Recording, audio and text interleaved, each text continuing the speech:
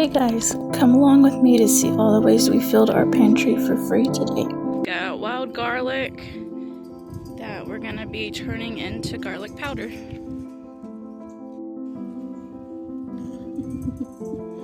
So cute. Are you gonna help me? Okay, awesome. Take one. You see this little skin down here? Watch. Pull it down, and look, it's clean now. We're gonna put all the pieces that we're throwing away in here. Uh-oh. Okay. Is that fine? See what we can do. And any little ends that are brown, let's just pull those off.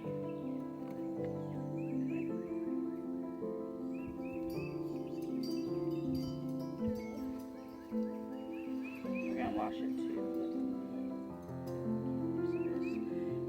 Here. And this part tastes really good, so it goes in here. Okay. Diana, if you are new here, we live in Oklahoma and we like to grow, raise, and forage as much of our own food as we can. We forage from our land, and I am blessed with wonderful in-laws who let us forage from their property as well. They have a lot of different native plants than we do, so it's nice to have both options to look at. And it's crazy because we live so close, but we have such a diverse selection of plants. When you start to see nature as free food and medicine everywhere, it really opens your eyes to a new appreciation for everything. There's a growing concern with store-bought garlic because of how it's grown and the water it's grown with and how it gets treated before it goes to the grocery store. Having this garlic at our disposal is completely worth the effort. It took us about an hour to harvest this and about 2 hours to process it, which we just took our time and enjoyed both of those, and just kind of had a good couple of days together.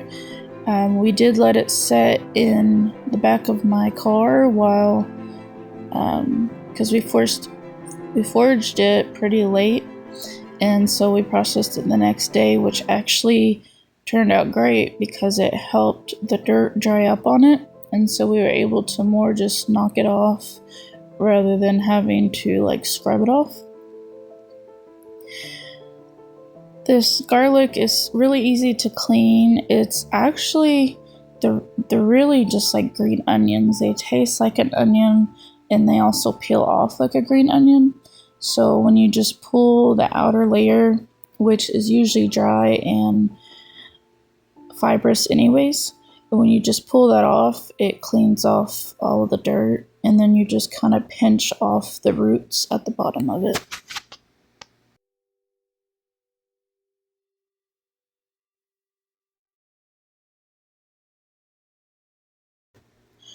There are several ways we plan on using this garlic. I would love to replace our garlic powder that we use every day and just dehydrate this and grind it down to a fine powder. I'm also keeping some of the stalkier parts to just use as green onions. And I will show you at the end of the video everything that we've done with it. We've already eaten this several times and it tastes just like a green onion. I'm really wondering if it is more of an onion, but everyone around us calls it garlic. So we just kind of went with that. When you're foraging garlic or onion type plants, the main thing you want to do is check that it smells like garlic and onion. There are some lookalikes that just don't really have a scent. And so if it looks like garlic, but it doesn't smell like it, don't forage those plants. We actually found a couple while we were getting these. They did look different. We thought they might have been more mature plants because the bulbs were bigger, but they had no smell to them, so we went ahead and threw those to the side.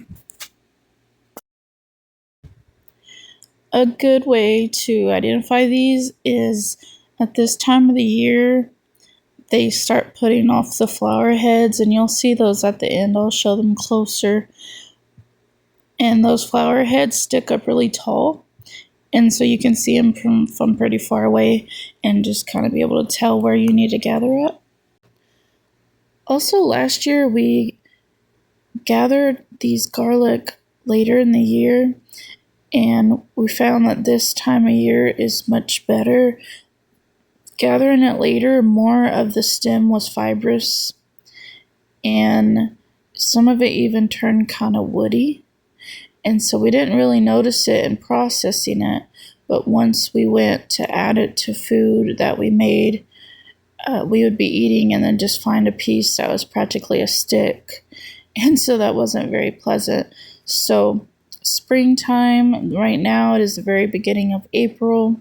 This will be the time that we will get this from now on. It is completely edible. Like I said, that outer layer, you kind of get rid of it anyways, and it's a little dried and things, kind of like peeling a regular onion where you peel off the outside, but the inside is completely edible.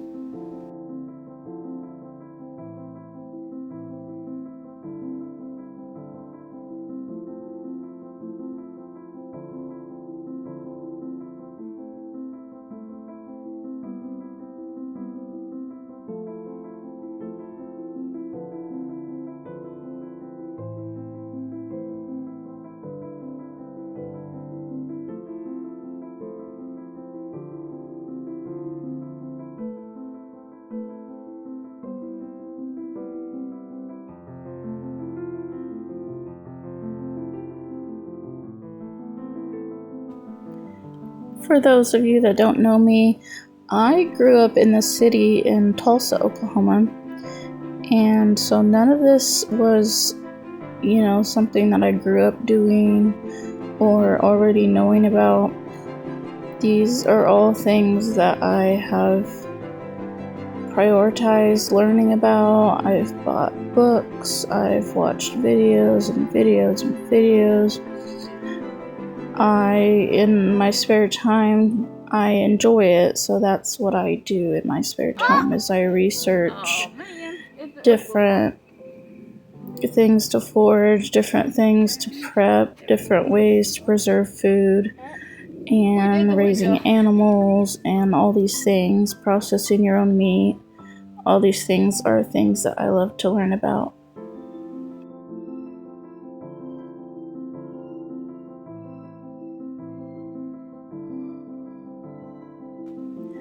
What struck this inspiration is I started questioning where food came from, and I was really concerned that I didn't know a lot of the answers. And I realized that no one took the time to teach me as a child, so I realized that's faded away so far, and I think it's important that everyone knows how to grow food and what's important to grow and things like that. I started realizing a lot of different foods. I didn't know what the plants looked like. I didn't know if it came from a tree or a plant. I didn't know all these things, and I realized that's really kind of scary that we weren't taught any of that in school or from our own families. And so that's what sparked all the inspiration to start homesteading and to have food security and freedom.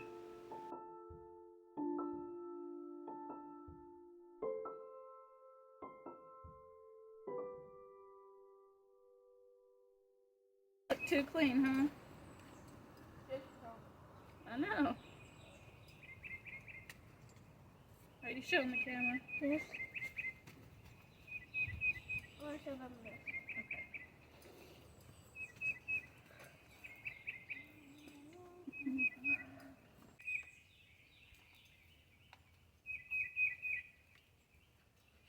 Hey, pretty lady. Hi. I tried calling you. Oh, Yeah, I'm recording. I'm guessing it doesn't ring when it's recording. Oh, Okay. we need to get this in some water. Forgot about it. Oh shit, the sapling, yeah. Yes. So Oh, you there's making videos new today? flowers. I think that might be a little excessive, don't you think? Mom, that's not enough. Mom, that's not enough water. You need more water. There's some deep cups right here. Chase, I got even more flowers from up there. So every time we've been out to my in-laws' house to forage, we have tried to find a sapling to the mulberry trees that they have. We've gone out and collected mulberries, and it seems like every time we come, there's no saplings. And so this time we believe we finally found one. The leaves matched the large trees, so we were hoping that we can get it to take off here on our property.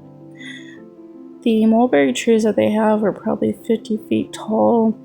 They have been there a long time, and they are very fruitful, so that would be an awesome asset to our homestead. And of course they're delicious. If you haven't had them, they're real similar to a blackberry, and so they'd be great in cobblers and jellies and syrups and things like that.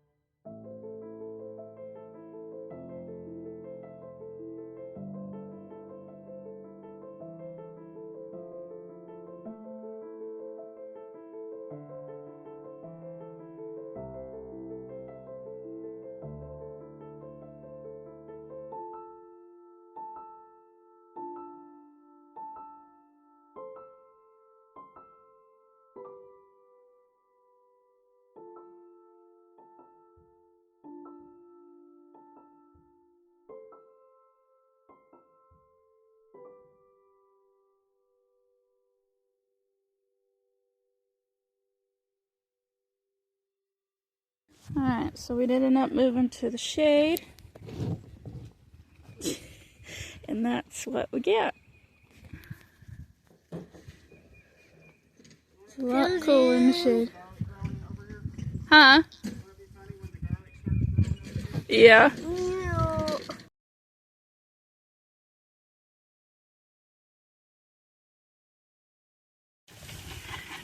We propped our table up on some rocks so that the water can kind of just drain down. And we used a high pressure hose connection to spray off any leftover dirt. It also kind of helped peel off some of the drier parts, like the outer layers, down toward the bulbs. And so now we're just letting them drip dry, so we've made them prep. Yeah. It's so.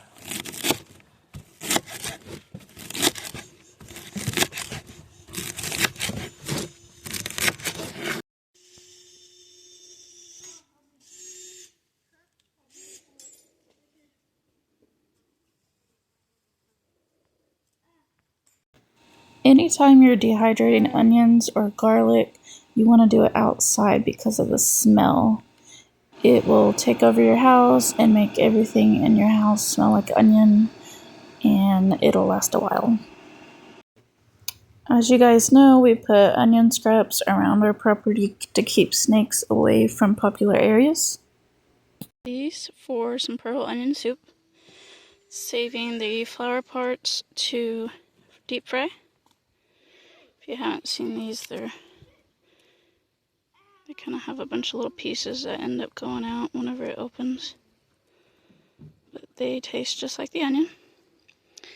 And then I have this bag of the stalkier parts that I cut up to use as green onions from the freezer.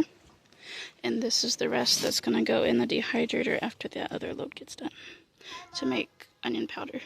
I appreciate you guys watching, and I'll see you next time.